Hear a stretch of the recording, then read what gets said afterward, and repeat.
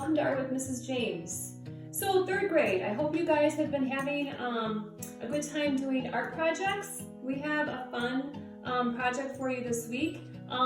You should check out second grade. I think you might find a neat project that we're doing this week too. So check second grade's video out. I think you might enjoy some of those things. But this one here I wanted to talk to you about because some of you guys picked up the packets this past week. Some of you guys may have picked them a couple weeks ago. There was a sheet in here, a photocopy sheet, and it's of a landscape, and that's what I'm going to be showing you how to do that today. So if you look at this, it's just broken down into a landscape. I wanted to talk to you how it shows foreground, middle ground, and background. And I know that we briefly have talked about that in class, but these are terms I just wanted you to hear again. So when we talk about background, that's going to be way back in here, okay? The background. Middle ground, that's easy to remember because that is in the middle of your paper, okay? So this area here, middle ground, is right there. And then also the foreground is going to be at the base of your picture, okay? This area here, it shows some staggered zigzags or maybe some tall grass down in here with some maybe rocks. So I just wanted you to be aware of that when you do your landscape. This landscape is broken up into just lines, but as far as coloring it, we're not going to be coloring the space in completely with color. We're going to be picking out designs, and then we're going to create a pattern with those designs. You guys know a pattern is a repeated design over and over again. So I also have a sheet right here that has different line designs that might help you. I know in class we have a couple sheets that we have lots of fun designs that we usually hand out for different projects. But I thought this was kind of fun that you could take a look at this. This would probably help you because I know when we do projects with lines and designs, you sit there and you think, okay, what can I do next other than just do a triangle or a square or a circle? So these are kind of fun. But when we look at this, you can see this hill. Okay, that's broken up into the green, kind of like a plaid color. We've got repeated triangles underneath the tree. On the tree bark itself, this is kind of fun because these spirals have long tails, so they kind of mimic bark on a tree, I suppose. And then we've got tighter swirls right here in amongst the green to kind of look like leaves. And then back here, the rolling hills, they really look like they're rolling the way the line is showing movement on them. And then we also have just this fun little hill in here. I wrote the word friends in there, so that's kind of fun. You could pick out a nice word to write on a couple of the hills, I suppose. It adds interest to your drawing. In the sun, we just kind of have the circles kind of going around, zigzags for the rays, and then we've got lots of tiny dots for the sky. So that's what I want you to work on this week. When you start your paper, you need to distinguish where your horizon line is going to be. So on this picture here, you can see the horizon line. It is way at the top, right? So if you look, you have a little sky, okay? But you have a whole lot of land that you're dealing with.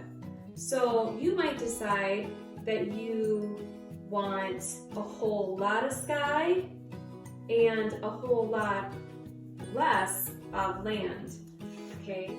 So if I were to do my horizon line down at the bottom, I could do something like this, okay? And then maybe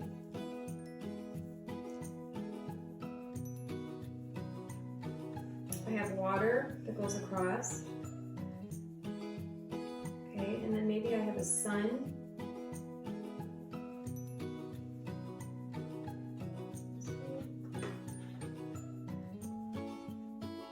Alright, so now that I've got my drawing done, so when I look at it, I can distinguish. I have my background, which is here. I could add clouds in there if I wanted to. I have my middle ground, which is right here.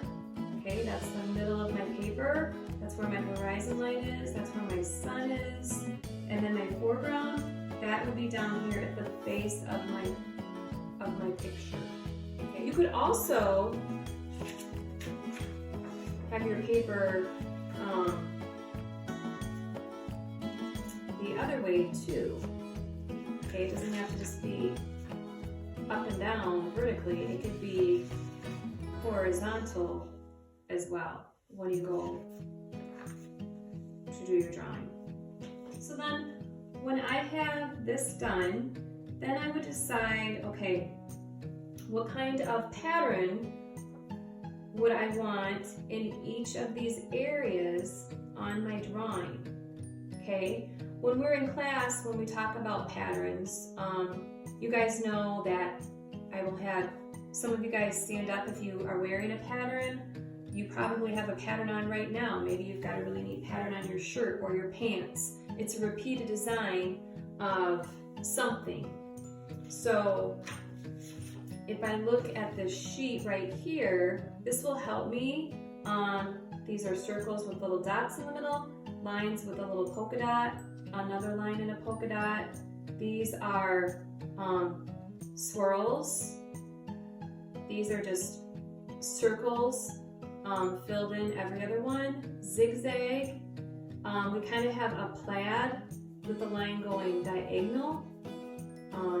We kind of have a, not really a zigzag, more of a wavy line right here.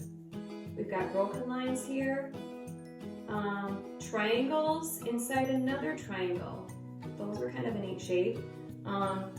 Polka dots, and then we've got curlicues, and then we have more of a plaid going vertical and horizontal.